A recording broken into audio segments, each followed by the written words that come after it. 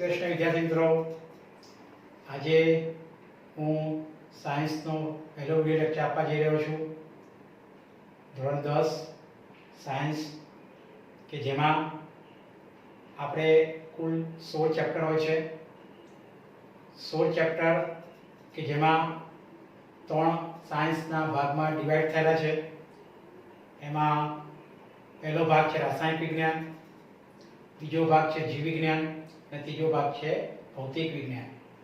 તો જે કુલ 16 ચેપ્ટર છે ધોરણ 10માં વિજ્ઞાનમાં, જેમાંથી જે પ્રથમ 5 ચેપ્ટર છે આપણે પહેલો, બીજો, ત્રીજો, ચોથો અને પાંચમો કે જે રાસાયણિક વિજ્ઞાન હોય છે, ત્યાર પછી 6, 7, 8, 9 અને 14, 15 અને 16 એ જે પ્રકરણો છે એ જીવ વિજ્ઞાન એટલે કે બાયોલોજીના હોય છે.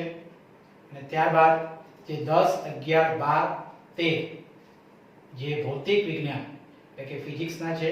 આ રીતે ધોરણ 10માં સાયન્સમાં કુલ 16 ચેપ્ટર છે. આજે આપણે સૌથી પહેલા જે રસાયણ વિજ્ઞાન એટલે કે કેમિસ્ટ્રીનું જે પ્રકરણ પહેલું છે કે જે બોર્ડમાં કુલ 3 માર્કનું પૂછાય છે, જેમાંથી કહી શકાય કે 3 માર્કનો પ્રશ્ન હોઈ શકે અથવા તો 2 માર્કનો પ્રશ્ન અને ટૂંકો પ્રશ્ન પણ હોઈ શકે. તો સૌથી પહેલા આજે સાયન્સનો પહેલો વિડિયો લેક્ચર આપવા જઈ રહ્યો છું. આશા રાખું છું કે તમને આ વિડિયો લેક્ચર ખૂબ જ ગમશે. ખાસ કરીને વિડિયો લેક્ચરને લાઈક અને સબસ્ક્રાઇબ કરવાનું ભૂલતા નહીં. સૌથી પહેલા વિદ્યાર્થી મિત્રો, જે પ્રકરણ આપણું પહેલું છે કે રાસાયણિક પ્રક્રિયાઓ અને સમીકરણો. જે રસાયણ વિજ્ઞાનમાં સૌથી જે પહેલું પ્રકરણ છે આપણું કે જે પ્રકરણ 1 રાસાયણિક પ્રક્રિયાઓ અને સમીકરણો. હવે આ જે પ્રકરણ છે એમાં આપણે કયા કયા ટોપિક સમજવાના છે એ સૌથી પહેલા આપણે શીખીશું. કે આખું જે પ્રકરણ જે બહુ સહેલું છે અને જે આપણે 9મા ધોરણમાં શીખી રહ્યા છે એના વિશે થોડુંક આપણે માહિતી આ પાઠમાં જે 9મા ધોરણમાં શીખી ગયા છે એ છે અને થોડીક વધારે માહિતી આપણે મેળવવાની છે. પ્રકરણ ખૂબ જ સહેલું છે અને અગત્યનું છે, રાસાયણિક પ્રક્રિયાઓ અને સમીકરણો.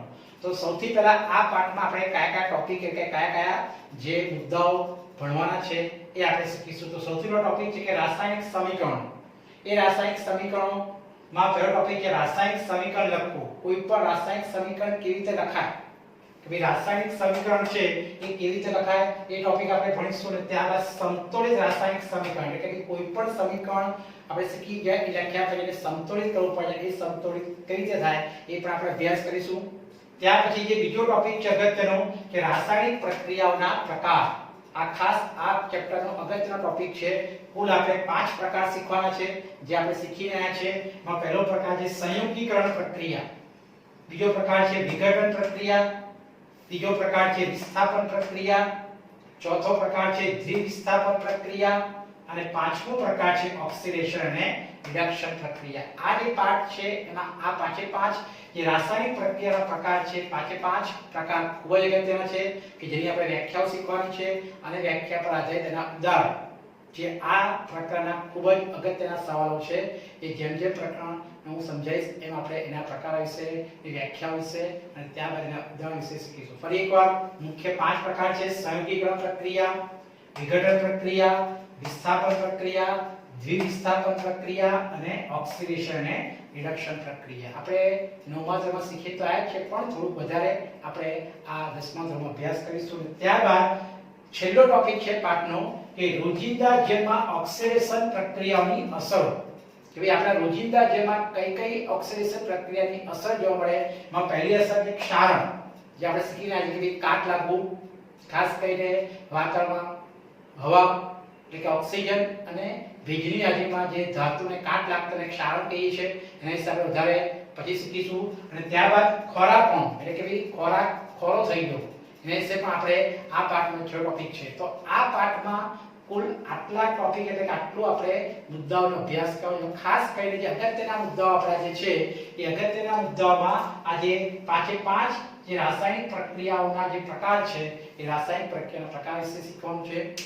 અને ત્યારબાદ આ જે પ્રકરણ છે એમાં સૌથી પહેલો સવાલ છે આપણો કે રોજિંદા જીવનમાં થતી રાસાયણિક પ્રક્રિયાઓ કઈ કઈ હોય. આપણે આગલા ધોરણમાં શીખીને આજે કે આપણા રોજિંદા જીવનમાં ઘણી બધી રાસાયણિક પ્રક્રિયાઓ થાય છે. કેમ કે ચેપ્ટરનું નામ જ છે રાસાયણિક પ્રક્રિયાઓ અને એના આધારિત સમીકરણો. તો સૌથી પહેલા આપણે પહેલો સવાલ આપણે શીખીશું કે અત્યારે આપણે કેવી આપણા રોજિંદા જીવનમાં રાસાયણિક પ્રક્રિયાઓ કઈ કઈ રીતે જોવા મળે છે. બહુ અગત્યનો સવાલ. તો ફરી યાદ જો કે પહેલો સવાલ કે રોજિંદા જીવનની રાસાયણિક પ્રક્રિયાઓ લખો. તો પહેલો મુદ્દો કે ઉનાળામાં ઓરડાના તાપમાને મૂકેલ દૂધ જલ્દી બગડી જાય છે. જે આપણને ખબર છે અત્યારે ખાસ કરીને હવે ઉનાળાની શરૂઆત થઈ ગઈ છે. તો આપણે જોઈએ છે કે ભાઈ ઘણા બધા આપણા જે રોજિંદા જીવનમાં આવી બધી રાસાયણિક પ્રક્રિયા હોય છે. એમાં પહેલી પ્રક્રિયા મેં કીધું કે ઉનાળામાં ઓરડાના તાપમાને મૂકેલ દૂધ એ જલ્દી બગડી જાય છે. એ માટે આપણે એને ફ્રીજમાં રાખીએ જેથી કરીને બગડે નહીં. બીજો મુદ્દો છે કે લોખંડની વસ્તુઓ જેવી કે તવા છે, તપેલા છે, ખીલાને ભેજવાળી હવામાં મૂકતા તેને કાટ લાગે છે, ક્ષારણ થાય છે. શીખી ગયા છે આપણે આગલા ધોરણમાં. તો આ બધી આપણે રોજિંદા જીવનની રાસાયણિક પ્રક્રિયાઓ છે. ફરી એકવાર કે લોખંડની વસ્તુઓ જેવી કે તમે કોઈ પણ ઉદાહરણ આપી શકો છો કે તવા, તપેલા, ખીલા ને ભેજવાળી હવા મૂકતા તેને કાટ લાગે છે. ત્રીજી પ્રક્રિયા છે દ્રાક્ષનું આથવણ થવું. શીખી ગયા છે આપણે અને વધારે પણ શીખીશું આગળ કે દ્રાક્ષ કે જેને કહી શકાય કે આથવણથી એમાંથી ઘણી બધી વસ્તુ બનતી હોય છે. તો દ્રાક્ષનું આથવણ થવું. ચોથું ખોરાકનું રંધાવું. ત્યાર પછી શરીરમાં ખોરાકનું પાચન થવું. આપણે જે ખોરાક ખાઈએ છીએ એનું જે પાચન થવાની ક્રિયા પણ એક રાસાયણિક પ્રક્રિયા છે. અને શ્વાસોશ્વાસ દરમિયાન થતી જે ક્રિયા છે આપણે શ્વાસ અને ઉચ્છ્વાસની ક્રિયા કરીએ કે શ્વસનની ક્રિયા કરીએ છીએ એ પણ એક રાસાયણિક પ્રક્રિયા છે કે જે આપણા રોજિંદા જીવનથી જોવા મળે છે. અને પ્રકાશ સંશ્લેષણથી ગ્લુકોઝ બનવું. જે વનસ્પતિ દિવસે આ પ્રકાશ સંશ્લેષણની ક્રિયાથી પોતાનો ખોરાક બનાવે છે એ પણ એક જાતની રાસાયણિક પ્રક્રિયાઓ છે. તો આ પાઠનો અગત્યનો એક પહેલો સવાલ 3 માર્કનો સવાલ છે એટલે આપણે 6 થી 7 મુદ્દા લખીએ છીએ. તો ફરી સવાલ છે કે રોજિંદા જીવનમાં થતી રાસાયણિક પ્રક્રિયાઓ લખો. મુદ્દા તમે આડાવડી લખી શકો છો. નંબર ના આપવા હોય તો આપણે એને એરો કરીને મુદ્દા વાઇઝ લખી શકાય છે. ફરી એકવાર કે ઉનાળામાં ઓરડાના તાપમાને મૂકેલ દૂધ જલ્દી બગડી જાય છે. બીજી રાસાયણિક પ્રક્રિયા કે લોખંડની વસ્તુ જેવી કે તવા, તપેલા, ખીલા અને ભેજવાળીમાં મૂકતા તેને કાટ લાગે છે. ત્રીજી રાસાયણિક પ્રક્રિયા દ્રાક્ષનું આથવણ થવું. ચોથું ખોરાકનું રંધાવું. પાંચમું શરીરમાં ખોરાકનું પાચન થવું. છઠ્ઠું શ્વાસોશ્વાસ દરમિયાન થતી પ્રક્રિયા. અને સાતમું પ્રકાશ સંશ્લેષણથી ગ્લુકોઝ બનવું. તો આ પાઠનો પહેલો સવાલ કે રોજિંદા જીવનમાં આપણે કઈ કઈ પ્રકારની રાસાયણિક પ્રક્રિયાઓ થાય છે. ત્યાર પછી જે આપણો ટોપિક છે કે ભાઈ રાસાયણિક સમીકરણ કઈ રીતે લખાય છે. તે માટે બીજો સવાલ છે કે રાસાયણિક સમીકરણ કેવી રીતે લખાય છે અને યોગ્ય ઉદાહરણ દ્વારા એને સમજાવો. કોઈ પણ રાસાયણિક સમીકરણ આપણે કેવી રીતે લખાતું હોય છે અને એને આપણે યોગ્ય ઉદાહરણ દ્વારા સમજાવવાનું છે. તો શીખી કે આપણે આગલા ધોરણમાં કે મેગ્નેશિયમની પટ્ટી કે જેને આપણે કહી શકાય કે મેગ્નેશિયમની પટ્ટીનું હવામાં એટલે કે ઓક્સિજનની હાજરીમાં આપણે દહન કરીએ એટલે કે સળગાવીએ ને ખાસ શીખી કે આપણે મેગ્નેશિયમની પટ્ટી કે જેને આપણે હવામાં અથવા તો ઓક્સિજનની હાજરીમાં દહન થવાથી શું બને છે મેગ્નેશિયમ ઓક્સાઇડ બને છે. આગલા ધોરણમાં આપણે પ્રયોગ આવતો હતો 8મા ધોરણમાં કે કોઈ પણ મેગ્નેશિયમની પટ્ટી હોય કે જેને આપણે બર્નરની જ્યોત ઉપર રાખીએ છીએ તો આપણી આંખો અંજાઈ જાય તો એ ખૂબ જ કહી શકાય કે પ્રજ્વલિત એટલે કે આંખો અંજાઈ જાય તેવા એ પ્રકાશ સાથે ઝળહળી ઉઠે છે અને પરિણામે સફેદ પ્રકાશ સાથે આપણે કહી શકાય કે આંખો અંજાઈ જાય તેવા સફેદ પ્રકાશ સાથે એ ઝળહળી ઉઠે છે અને એક મેગ્નેશિયમ પટ્ટી જે રાખ બની જાય છે અને એ રાખને આપણે શું કહીએ છીએ મેગ્નેશિયમ ઓક્સાઇડ. તો આ રીતે આ જે મુદ્દો છે કે મેગ્નેશિયમની પટ્ટીનું હવામાં હાજરીમાં દહન થતા જે મેગ્નેશિયમ ઓક્સાઇડ બને છે આ પ્રક્રિયાનું શબ્દ સ્વરૂપમાં વર્ણન લાંબુ હોવાથી તેને સંક્ષિપ્તમાં નીચે મુજબ રાસાયણિક સમીકરણ સ્વરૂપે લખી શકાય છે. કે જે ઉપરી આપણે જે સમજાવ્યું એને સંક્ષિપ્તમાં રાસાયણિક સમીકરણ સ્વરૂપે લખવું હોય તો આપણે શીખીએ કે મેગ્નેશિયમની પટ્ટી જેની સંજ્ઞા છે Mg અને હવામાં શું આવ્યું હોય છે ઓક્સિજન કે કોઈ પણ પદાર્થના દહન માટે કયો જરૂરી છે ઓક્સિજન માટે કહી શકાય કે O2 અને આ આપણે કહી શકાય કે દહન કરવાનું છે એટલે ગરમ કરવાનું છે બનશે બંને રૂપ પર માટે અમે ગરમીનો સંકેત છે તો શું બને છે MgO એટલે કે મેગ્નેશિયમ ઓક્સાઇડ બને છે. તો આ રીતે કોઈ પણ રાસાયણિક સમીકરણ ને સંક્ષિપ્તમાં આ રીતે લખી શકાય છે જે આપણે ઉપર સમજાવ્યું કે મેગ્નેશિયમની પટ્ટીને હવામાં એટલે કે ઓક્સિજનમાં દહન કરતા મેગ્નેશિયમ ઓક્સાઇડ બને છે. એનું સંક્ષિપ્તમાં રાસાયણિક સમીકરણ લખાશે Mg O2 gives MgO એટલે કે મેગ્નેશિયમ ઓક્સાઇડ. હવે અગત્યનું કે ભાઈ આપણે શીખી ગયા કે ભાઈ કોઈ પણ રાસાયણિક પ્રક્રિયામાં જે Mg+O2 કે જેને આપણે પ્રક્રિયા કહીએ છીએ અને એ પ્રક્રિયા છે રાસાયણિક પ્રક્રિયા થઈ અને MgO એટલે કે નિપજ બને છે. હવે આપણે આગલા ધોરણમાં શીખી ગયા છે કે કોઈ પણ રાસાયણિક પ્રક્રિયામાં જે પ્રક્રિયકો હોય છે એ હંમેશા સમીકરણની ડાબી બાજુ લખાય છે અને જે પ્રક્રિયાથી જે નિપજ ઉત્પન્ન થતી હોય છે જેને સમીકરણની જમણી બાજુ લખાય છે અને વચ્ચે આ તીર એટલે કે એરોની નિશાની કરવામાં આવે છે. ત્યાર પછી પણ શીખી ગયા કે જો બે કે બેથી વધુ પ્રક્રિયકો હોય તો તેને અલગ પડવા માટે વચ્ચે વત્તા કરવામાં આવે છે ને એવી રીતે નિપજમાં પણ જો બે કે બેથી વધુ નિપજ હોય તો એને અલગ પડવા માટે વચ્ચે વત્તાની નિશાની કરવામાં આવે છે. તો આ રીતે કોઈ પણ રાસાયણિક સમીકરણ લખાતું હોય છે જેને સંક્ષિપ્તમાં આ રીતે ટૂંકમાં લખી શકાય છે. અને ત્યાર પછી જે બીજો ટોપિક છે કે સંતુલિત રાસાયણિક સમીકરણ. આ જે સમીકરણ લખ્યું છે સંતુલિત નથી, એને આપણે સંતુલિત કરવું પડે. તો કોઈ પણ રાસાયણિક સમીકરણ સંતુલિત કેમ કરવું પડે છે? કારણ કે આપણે શીખીએ કે ભાઈ દળ સંચયના નિયમ પ્રમાણે દ્રવ્યનું સર્જન કે વિનાશ થઈ શકતો નથી.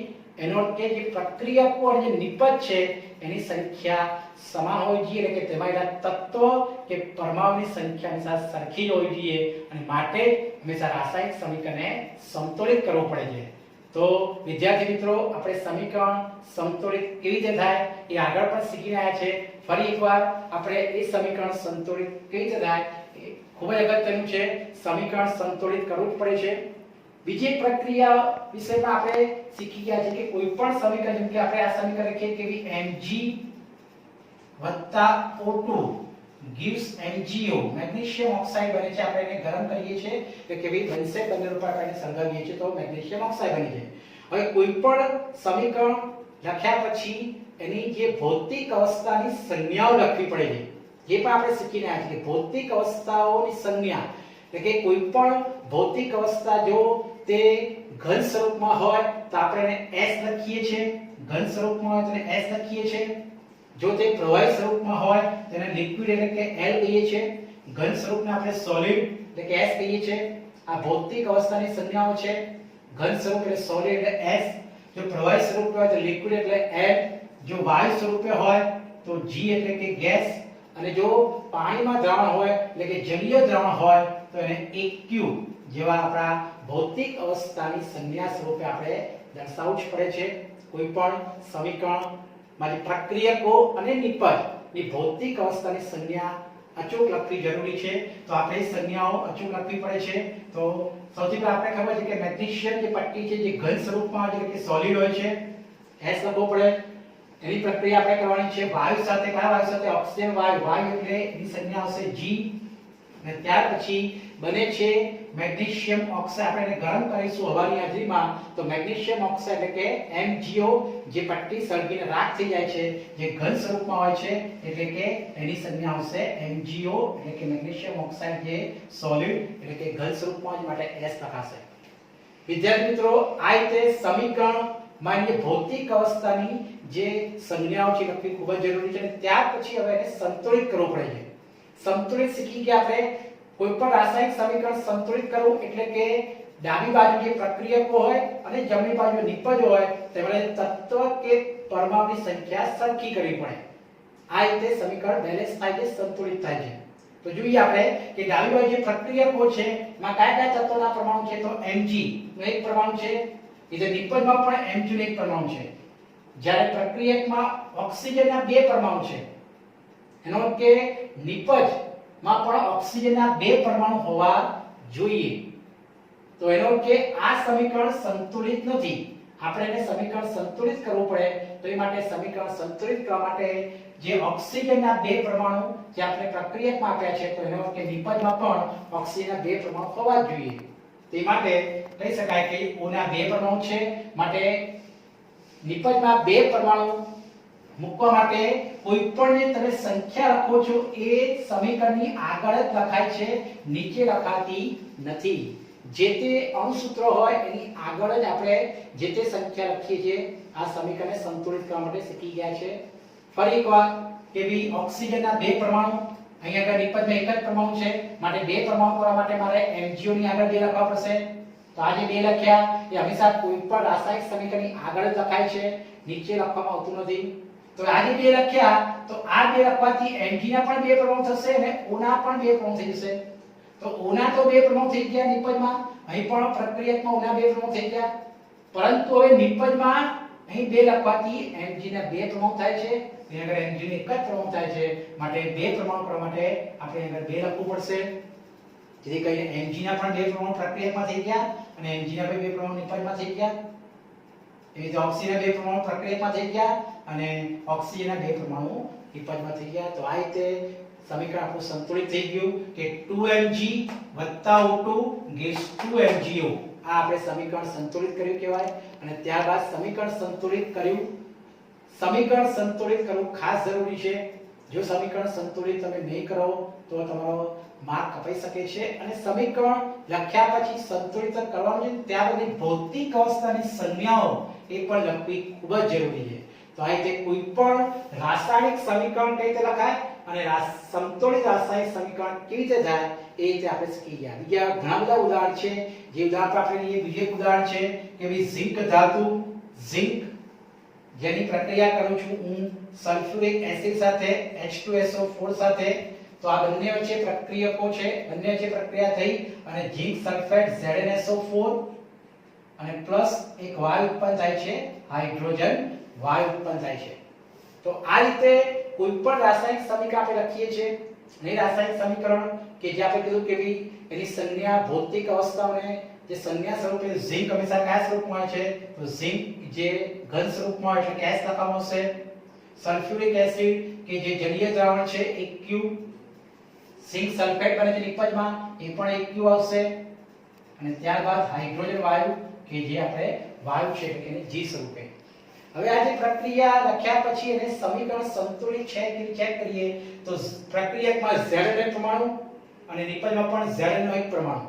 એ રીતે S નો એક પરમાણુ પ્રક્રિયકમાં, નિપજમાં પણ S નો એક પરમાણુ.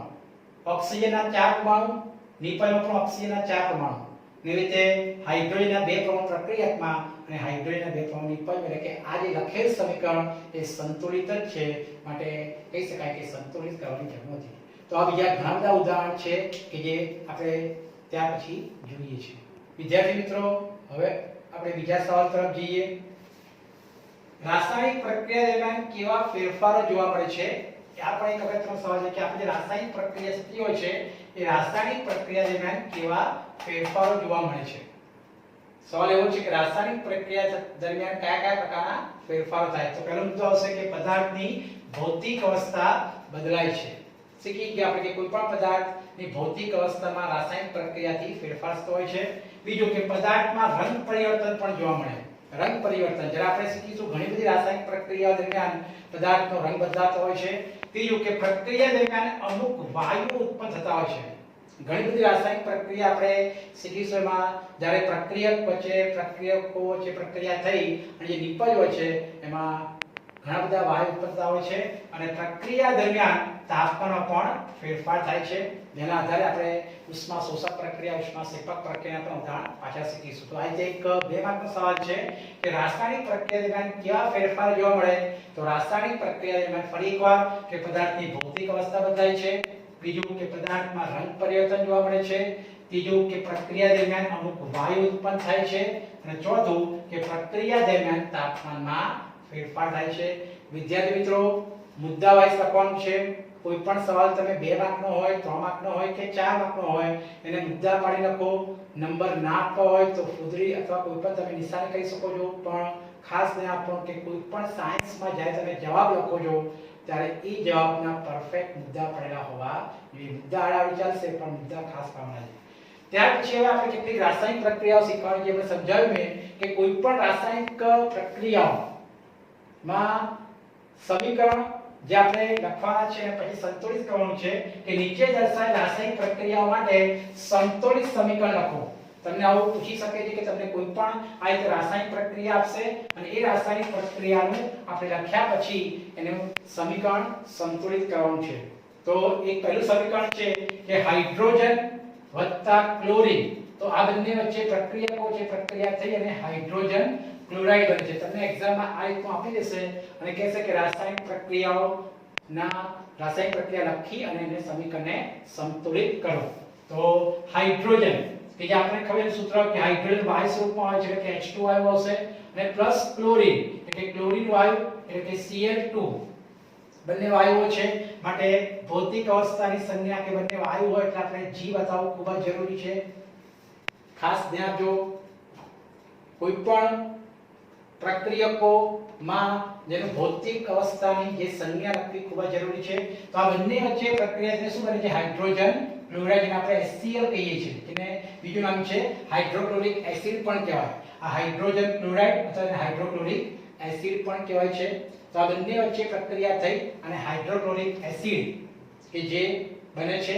હવે સમીકરણ લખ્યા પછી હાઇડ્રોક્લોરિક એસિડ કે જે કહી શકાય કે એક્વિયસ કેવા રીતની પ્રક્રિયા છે એના આધારે હાઇડ્રોજન ક્લોરાઇડ જે વાયુ સ્વરૂપે પણ હોય છે અને હાઇડ્રોજન ક્લોરાઇડ કે જે જલીય દ્રાવણ સ્વરૂપે પણ મળતો હોય. અહીં આગળ આપણે બંને વાયુઓ છે કે H2 વાયુ છે અને ક્લોરીન વાયુ છે. તો આ બંને વચ્ચે પ્રક્રિયા થઈ અને હાઇડ્રોજન ક્લોરાઇડ એ આપણને વાયુ મળશે અને માટે આપણે એને અહીં આગળ G તરીકે દર્શાવીશું. હાઇડ્રોજન ક્લોરાઇડ મળશે આપણને.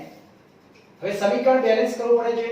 સમીકરણ બેલેન્સ કરવા માટે આપણે ખૂબ જ ધ્યાન આપવાનું છે કે ભઈ સમીકરણ બેલેન્સ કઈ રીતે થાય છે. તો પ્રક્રિયક અને નિપજ એટલે કે ડાબી બાજુ જે પ્રક્રિયક હોય જમણી બાજુ જે નિપજ હોય છે બંને બાજુ પરમાણુની સંખ્યા સરખી થવી જોઈએ. પરમાણુની સંખ્યા સરખી કરવા માટે સરખી ગયા પ્રમાણે કે જોવાનું કે ભઈ H ના બે પરમાણુ છે તો અહીંયા આગળ H નો એક જ પરમાણુ છે જમણી બાજુ. ડાબી બાજુ Cl ના બે પરમાણુ છે તો જમણી બાજુ Cl નો એક જ પરમાણુ છે. એટલે કે સમીકરણને બેલેન્સ કરવા માટે હાઇડ્રોજનના બે પરમાણુ અને ક્લોરીનના બે પરમાણુ પ્રક્રિયકમાં આપેલા છે તો નિપજમાં એના બે પરમાણુ થવા જોઈએ. તો એ જે બે સંખ્યા ક્યાં લખાય છે આપણે જે તે અણુસૂત્રની આગળ લખાય છે નીચે જેથી કરીને 2 લખીશું તો હાઇડ્રોજનના બે પરમાણુ થઈ જશે અને Cl ના પણ શું છે બે પરમાણુ થઈ જાય છે. સમીકરણ તમારું લખ્યા પછી સંતુલિત થાય છે. તો હાઇડ્રોજન વાયુ અને ક્લોરીન વાયુ આ બંને વાયુઓ છે પ્રક્રિયા થઈને હાઇડ્રોજન ક્લોરાઇડ નામનું શું બને છે વાયુ બને છે.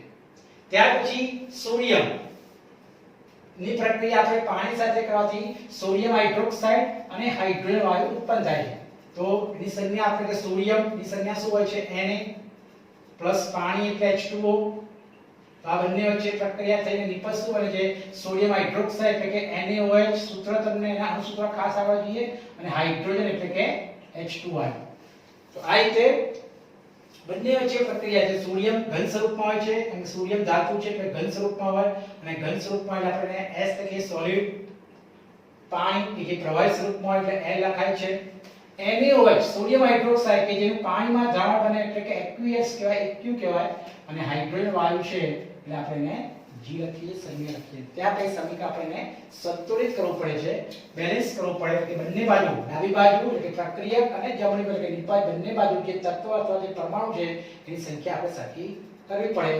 જોઈએ સરખી છે કે નહીં. તો સોડિયમનું એક પરમાણુ અહીં પણ સોડિયમનું એક પરમાણુ એ રીતે હાઇડ્રોજનના બે પરમાણુ તો અહીં હાઇડ્રોજનના 2 ને 3 પરમાણુ થાય છે. એનો અર્થ કે હાઇડ્રોજનના પરમાણુ બંને બાજુ સરખા નથી. તો આપણે હાઇડ્રોજનના પરમાણુ સંતુલિત કરવા માટે તમારે સૌથી પહેલા બેકી સંખ્યા કરવા માટે જે Na હોય ત્યાં આગળ આપણે 2 લખીશું. Na હોય ત્યાં આગળ 2 લખીએ એનો અર્થ કે આ બે બધા લાગુ પડશે 2 Na થશે 2 O થશે અને 2 H થશે. તો 2 લખવાથી સોડિયમના બે પરમાણુ એટલે સોડિયમ એક જ પરમાણુ છે એટલે કે 2 લખી દો એટલે સોડિયમ બે પરમાણુ થઈ ગયા. ત્યાર પછી ઓક્સિજનના બે પરમાણુ અહીં ઓક્સિજન એક જ પરમાણુ છે એટલે આપણે આગળ 2 લખવા પડે જેથી ઓક્સિજનના બે પરમાણુ થઈ ગયા અને હાઇડ્રોજન 2 દૂ 4 ખાસ ધ્યાન ગુણાકાર થાય છે એટલે હાઇડ્રોજનના 4 પરમાણુ પ્રક્રિયકમાં છે તો નિપજમાં જોઈએ કે 2 અને આ 2 એટલે કે ટોટલ 4 પરમાણુ થઈ ગયા. તો આ રીતે સમીકરણ સંતુલિત થતું હોય છે. વિદ્યાર્થી મિત્રો આની પ્રેક્ટિસ કરવાની છે. ખૂબ જ સહેલું છે. જેટલી તમે સમજીને પ્રેક્ટિસ કરશો એટલું આવડવાનું છે. ગભરાવાની કઈ જરૂર નથી. ખાલી પ્રેક્ટિસ આ રીતે કરવાની છે.